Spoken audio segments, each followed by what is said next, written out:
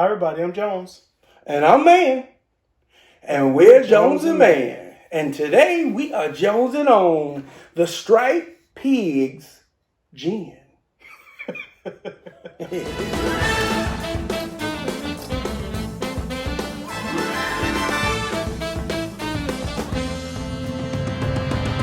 All right, Jones. So, this is a StripedPig gin. I was traveling on the road and said, hey, asked my boo to come on out and meet me in Charleston. And we were trying to figure out stuff to do. It was a crazy rainy day. And I was like, well, I had all this other stuff planned, Right. but I had seen that there were a couple of distilleries. And I said, well, I definitely want to go to StripedPig. And she was like, well, okay, but boom, let's go. Okay. So we drove out and got there. It was a cool little kind of warehouse kind of feel. Now, I'll add a little picture in there. And we had no idea of the experience that we were going to be in for. Okay. Walked in, there was a tasting already going on. There was a couple guys that were kind of, it was a bachelor party. And they were just kind of hanging out, having a good time. John is the guy, one of the partners there. Yeah. He was just kind of just ragging on them really, really hard. And it was just a cool vibe that you normally don't get when you go to a tasting. Yeah. And then as we kept talking, I noticed across the table that there was like their own bottles, what they produce. But then I saw Boosie Juice. I saw a couple other things. And I'm like, oh, what in the world is going on? And he was kind of like, almost like, I kind of recognize you. I kind of recognize you kind of deal. And so as we got to talking, it turns out he had seen Boosie Juice episode. Okay. He was, ragging on us about, we were going into detail about, flavored vodka kind of deal. And I was explaining, this is what we do. And he was like, yes, I get it.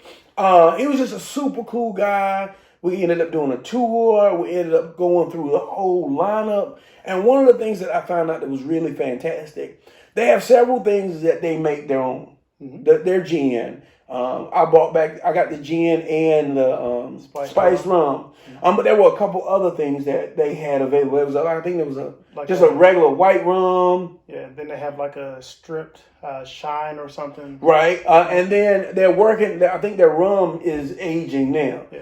But they bottle for all of these other companies. Okay. So Boosie Juice was one of the ones that they bottled for. There was I had to try and write the names of a couple other ones down. But you didn't get just the experience of what they have. It was a much bigger experience, and I think that John made it so cool because he was just a relaxed, kind of fun guy. We just kind of hung out, and it felt like kind of like what we do here almost. So at the end, we ended up getting a bottle of gin and a bottle of the spiced rum. And I said, I gotta let Jones try both of these. Now everybody knows. Hey, gin. So let me go. So I even tried to write on the bottom. $27, $26.99, somewhere in that neighborhood for a gin. 43% alcohol. So what's that? 86 proof. Everybody knows we're not gin people. And the last time I bought you a gin, you made fun of me because I was like, this gin is awesome. But this time, I think I might have you. Well, there's a couple things that I did see about this particular gin. Okay. One of the things I saw was that it is almost 100% sourced out of Charleston, South Carolina, or Bowman. The mash, the corn, all their grains come from South Carolina. Even their distillery, it was in Charleston. In Charleston. So, a lot of good things that you read about on the site. And it sounds like you had a great time with the guys. It was awesome, man. Even the whole StripedPig story was, during Prohibition time, a way they tried to get around it was selling folks a ticket to see the StripedPig, and then you get a free liquor, a free pour of something. Do you know what that law was called? I'll give you a hint. It's on the side of the bottle. It's 1838. The gallon, 15 gallon. 15 gallon. 15 gallon act.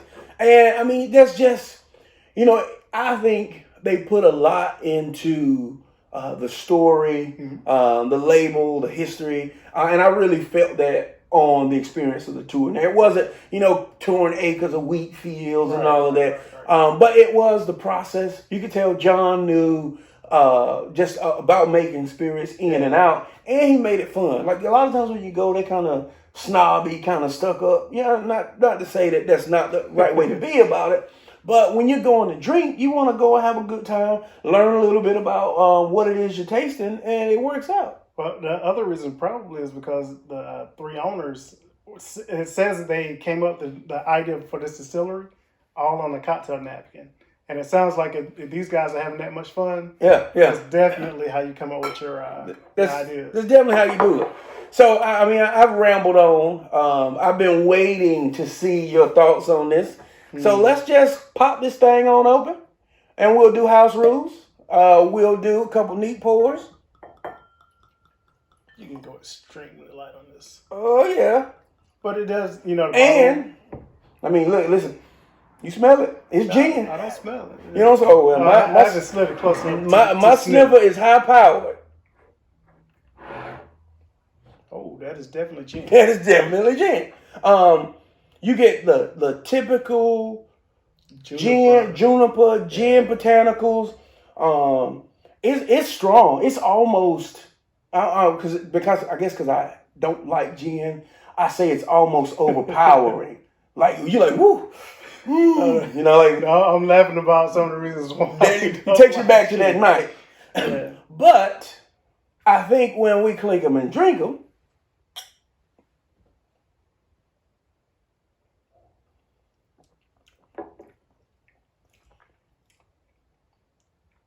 all right, let's go ahead and put it on the rocks and kind of let that marinate a little bit.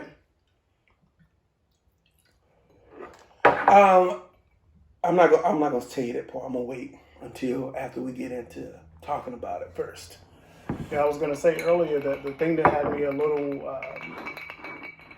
I won't say excited, but interested in trying this particular gin because they said they use orange peel and well as lavender. Yep. Did you get that on the taste? I'll say. Oh, okay.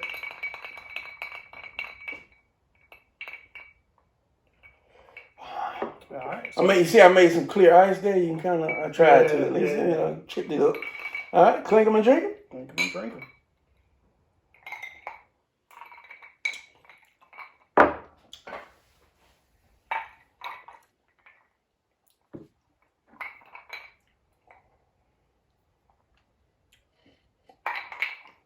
All right, Mr. Mann, I will let you go into the review. I'll go first. All right. For me, the nose makes me say, yeah, I'm not gonna like this at all. This is gonna be pretty rough because it is gin in its truest form. But when you taste it, you get that orange, citrus kind of flavor. It coats your tongue and gives you kind of I feel like that's the lavender softness feel of it, and actually makes it for me a drinkable gin. The nose is die hard, punch you in the face gin. There's no doubt about it. But the taste is, there's still gin there. It's not such like I'll talk about emotion. Emotion is one of those gins where they went with a different set of botanicals. And I don't think it's a different set of botanicals as much as it is an enhancement to the normal mix. And I think the addition of the lavender and the orange peel make this very drinkable for me. To a point where I would say if I'm going to drink a gin, this would be the one I would choose. All right. So what would be your rating? In the world of gin, I would give it a 5. Because there is no other gin. Like, I like Emotion. Mm-hmm. But Emotion was really a different set of botanicals. Okay. It tasted different. It wasn't like a gin drinker wouldn't say, oh, this is gin. Right. But I think a gin drinker would still say is gin. But someone who doesn't drink gin would still enjoy it also. Now, to the hard critic. The hard critic. Yeah, I would say hard critic. slightly snobbish. It's like, okay, hey, we can be snobbish. So I'll go directly into it. So initially, when you pour it into the Glencairn and you smell it, it's like, this is gin. I'm gonna hate it. It's all juniper. I would literally just take the bottle and throw it. But as you taste it, and this is why I wanted to hold back before I said anything about it, you do get that heavy citrus, and you get the lavender that smooths it out. And instead of a gin, so far as sipping, it tastes more like a vodka because you don't get the heavy juniper kind of. I can't even. But the juniper, pine tree. You don't get pine tree, but you do get juniper in there. Yeah, you get. It's almost like they say striped pig, but I think of gin as being a pig. So this is a dressed up pig, in the fact that because I taste juniper, I don't know if how much of it is the scent that comes with it, but I taste juniper throughout. It's just it's like someone made me a gin drink and they added something to it that I was like, okay, I can tolerate that. Right. But it comes in the bottle. Yeah, and that's what I like about it. Yeah. I did like that part of, if you are a gin drinker and most of the time you taste something, you taste it through smell. Yep. So you smell it and you're like, oh, this is going to be gin. But then when you taste it, it's like, Yeah, exactly. It's not really a gin. Yeah. And for that reason, I didn't like it as much on the rocks, which is kind of shocking because it didn't lose all of the flavors. It just kind of toned down and mellowed down. Yeah, yeah. So it was like, I want to get more of just the excitement of this smelling like a gin, but you can drink it. yeah, like this is exciting. Not thinking of how to clean up the juniper taste. So so this is very smooth, very good. I can't give it a 5. Okay, what would you give it? If I'm going solely on taste and excitement factor, it can get a 5 so far as a gin. Okay, hands down. My questions are, one, it seems like they distilled in small batches. Okay. So will my next bottle be this way? Yeah. Is the consistency there? Is the consistency there? Yeah, it is small batch. But just going off the expression and the passion from being there in the experience in that tour.